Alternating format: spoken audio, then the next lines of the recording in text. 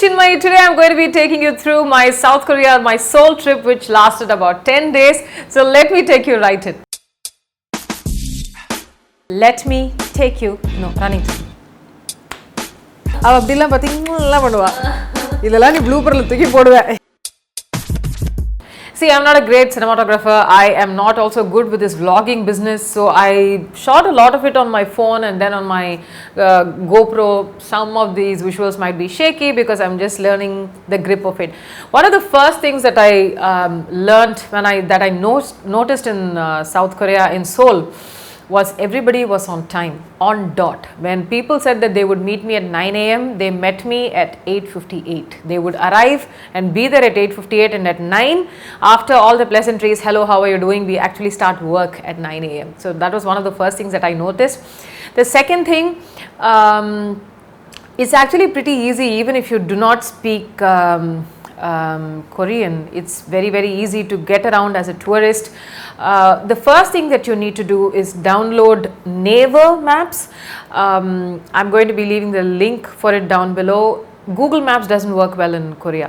So Naver Maps is perfect. You can use it if you're trying to walk from one point to another, or if you're using the subway. That also helps you, that tells you which station to get down at, where to exchange trains, and then not exchange trains, where to change trains, and then go to the next and where to take the next one, and then going to your destination.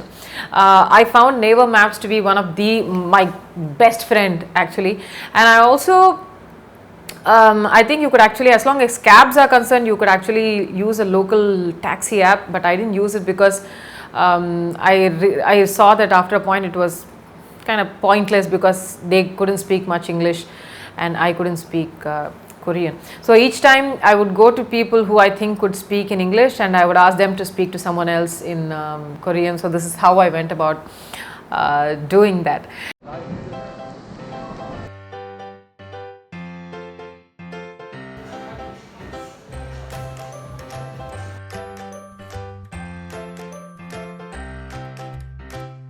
So one of the first things that I noticed while I was shopping in Korea is that there are these very small, very beautiful packaging packages and packaging ideas that they have. So I saw these really cute frog type contact lens cases, and then these very small your skincare refills, small spray bottles that you could use if you're traveling, these mini fans that you could use. I actually got one for one of my followers that was really sweet. Also these face masks, which is for pollution, and also if you have a cold or if you're having some sort of a throat infection, everybody is very polite and they wear it as soon as they catch a cold. They wear that mask and then walk around.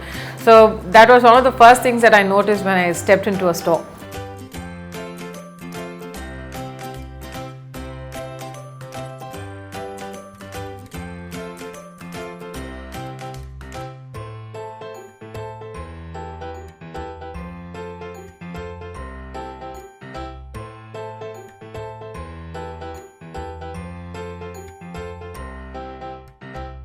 In Seoul, I stayed. As soon as we landed in Seoul, it was actually pretty easy to just take a bus from the airport to our hotel. We stayed at the Intercontinental Quex, and I think it took about $800. It was bang on time. As soon as we got out, it is very easy to just take a bus from the airport. They tell you where to pick the bus, and as soon as you get down to the airport, you can also get a local SIM card with a data plan and everything else. That's something that you can do. We took that, and then there was like a point where you get down and there is like a cab service that will take you to the hotel. So when you get down at the airport, you can actually mention which hotel you're going to. So they take you to the nearest bus station, and from the bus station there is a cab which will connect you to your to the hotel that you stay at.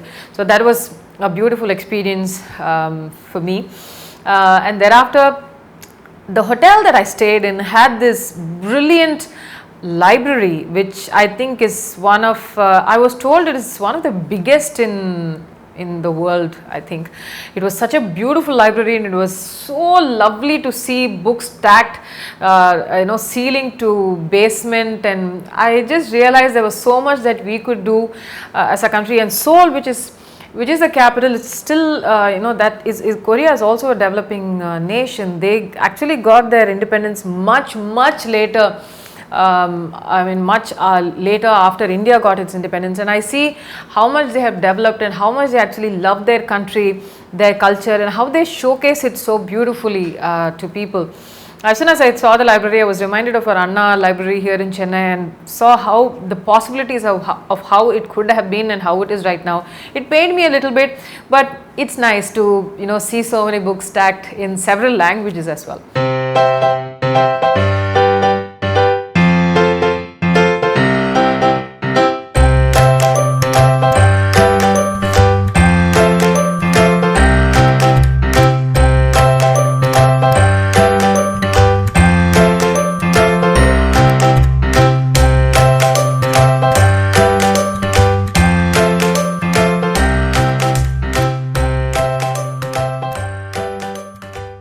I actually met this lady who's an Oriental medicine therapist, Oriental medicine doctor called Ryo Bohyun, and I had met her and I was just holding on to my neck because if you guys follow me on Instagram, a lot of you know that I suffer from migraines, right? So she saw that she didn't speak much English, but she just said pain, and I said yeah, and then she just picked up some acupressure points, and then she had these circular medicinal stickers. I mean, they look like small circular band-aids, and I noticed that she was wearing one on her, on her neck. And she said on days that you're not feeling too well, I could just wear a sticker on each of my middle finger. Hey you guys, this is the Oriental medical doctor who gave me those hand stickers, and she is a fantastical person. She also told me that I could just stick one of these onto a bottle of water to purify it. Can you speak anything in English? English A little English. I'm trying to see if I can find out a way of bringing her to India. We shall see. It's almost a month and a half since I returned from Seoul, and in all these days I have not had even one migraine attack. My migraines stem from my neck, so whenever I travel a lot by air or by road, which is a part of my lifestyle, it's a part of my work, it aggravates it. Anyway, I'll end up with, I know for a fact that if I have taken 2 or 3 flights in 2 or 3 days, I know for a fact that I will come down with a migraine because of the stiffness in my neck and stuff like that. But that day, I don't know what she did. She seems to have fixed me at least for these 1.5 months. And I asked if she could actually come down to India. But as I said, she spoke almost no English and I spoke no Korean. But in spite of that, her skill and her power of healing was brilliant.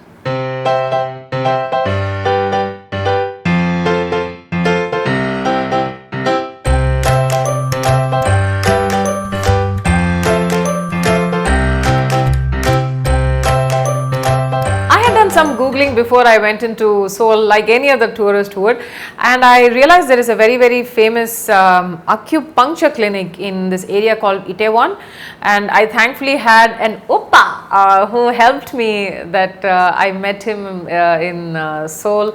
Oppa basically means elder brother. One of the things that he taught me is people in Seoul are extremely respectful. So if you were to hand maybe anything to somebody who's older than you're not supposed to hand it out with one hand. Apparently you're supposed to do it like this. So he asked me when he helped me go around from one place to another. He also spoke to this particular clinic. It was Dr. Yoon's clinic, and he's pretty famous, especially with people like us who are tourists, and he seems to also have an idea. He speaks very good English, and I went to him saying that I'm here only for one day, and I was leaving. By the time I could actually meet him, I was leaving in the next day or so. So I said I suffer from migraines, and he also had a very good idea about Ayurveda. One of the first things that I realized, even while I was delving into skincare and I started reading so much, I saw that Oriental herbal medicine and Indian herbal medicine have a lot of similarities, a lot of overlaps in applications, usages, And I saw that, perhaps sometime in the future, if something, beautiful can happen with both these cultures, it will be really lovely. So I saw that apparently there's also another Oriental herbal market that happens in Seoul, which I couldn't go to. I didn't have the time. It's definitely going to be reserved for another trip. But I had a acupuncture session with Dr. Yoon. It was a beautiful session. It lasted about 45 minutes. He picked up points around my head and my neck and my shoulders and completely relieved it. So I guess perhaps if I've not had a migraine attack in all this while, despite all the lifestyle stresses that I go through, I'm sure it's a combination of both the acupressure and the acupuncture session that I had. He said it would have been better if I'd had 2 or 3 more sessions while I was staying, but I was anyway leaving and that's all I could have done. But when I go back to Seoul, I'm sure that I'm going to go back to him for another treatment. Dr. Yoon also spoke pretty good English, so you could communicate to him easily if you spoke only English. Another thing is that a lot of people can be a little afraid about acupuncture, but I felt almost nothing. I was a little nervous, I must be honest. I was pretty nervous about, oh my god, is it going to hurt? But I had gone through acupuncture before in Japan when I visited the country about 10 or 12 years ago.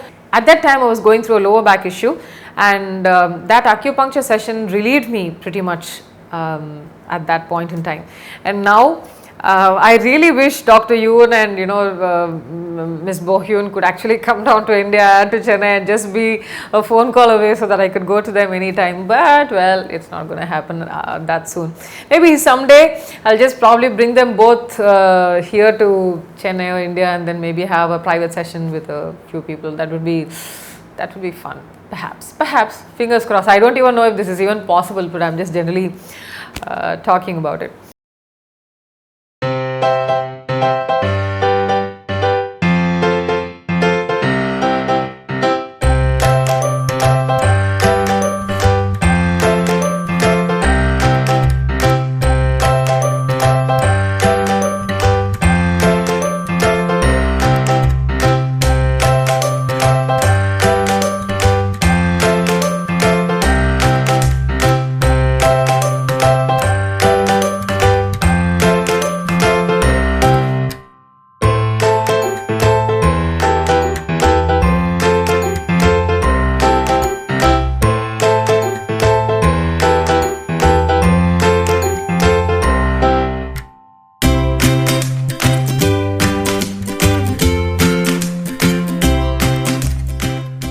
I initially, while I was getting the hang of it, I did hail a cab a few times, but after that we started taking the subway because it definitely was faster, easier and cheaper as well.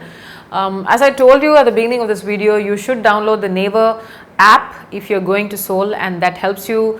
You can actually say where you are, and from there it will lead you to the nearest subway station, and you could just take the train to wherever you want to go.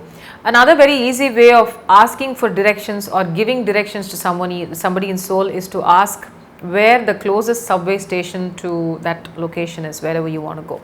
So every metro, every train has instructions in English.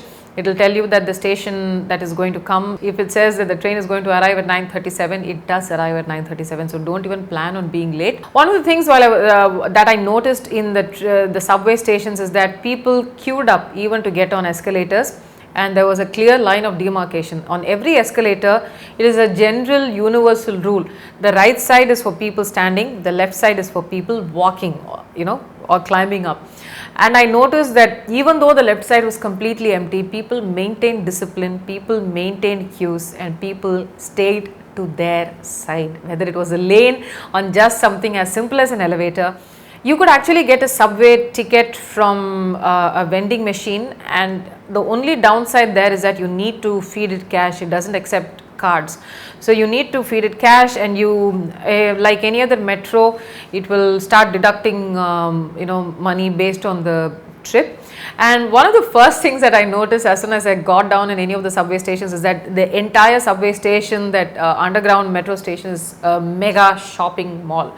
You found clothes, you found shoes, you found, of course, you found skincare, shade mask, everything, every major Tony Moly, Nature Republic, Face Shop, Skin Food, all these guys would be available at every subway station. And sometimes you would find sales which is specific only to some of these branches, right? So that was another thing that I saw.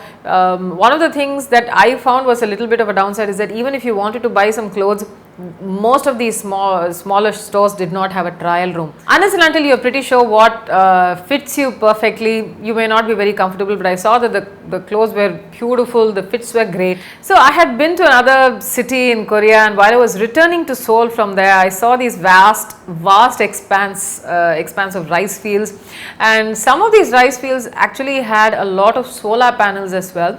So I figured that whoever was living nearby was, you know, or whatever they were running or whatever they needed for energy purposes, I guess they were harnessing the solar power as well for their power needs, and that's something that caught my eye. There is going to be a part 2 and a part 3 of this video, so keep watching. And of course my tour was not too expansive. I wasn't going around to a lot of touristy areas. I was only good enough in shooting some portions, and also at times my camera had run out of battery or my phone had run out of battery. So I shot whatever I could, and that's what I'm going to be sharing. In my next video, I'm going to be talking to you about how I went about managing with food. So stay tuned.